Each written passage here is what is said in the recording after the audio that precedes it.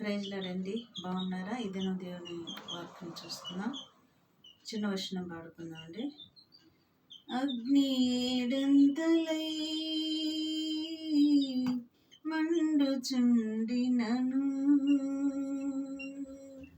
అగ్ని జ్వాలలు తాకలేదులే నీ ప్రియుల దేహాలను, అగ్ని బలము చల్లారిని, చిత్ర సమూహము అల్లాడిని. నేను నీ స్వాస్థ్యమే, నీవు నా సొంతమే, నా స్తోత్ర బలులన్నీ నీకేనయ్యా, నా హృదయాన కొలువైన యేసయ్యా. నాను నిన్నే ప్రస్తుతించెని కీర్తనీయుడా, నా హృదయార్పణతో ప్రణమిల్లెదని నీ సన్నిధిలో పూజారుడా.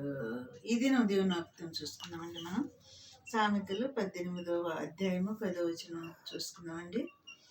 యెహోవా నామము బలమైన దుర్గము, నీతిమంతుడు అందులోనికి పరిగెత్తి సురక్షితముగా ఉండును. యెహోవా నామము బలమైన దుర్గము. నీతిమంతుడు ఎందులోకి పరిగెత్తుతాడంట? అందులోకి. ఎందుకంటే ఆయన బలమైన దుర్గం కాబట్టి, సురక్షితముగా మనం దాచిపెట్టబడతాం కాబట్టి నీతిమంతుడు అందులోనికి పరిగెత్తి సురక్షితముగా అంటే ఉండును అని ఇక్కడ చెప్తున్నారు. కాబట్టి ఇట్టి మాటలను బట్టి మనం ప్రార్థన చేసుకుందామండి.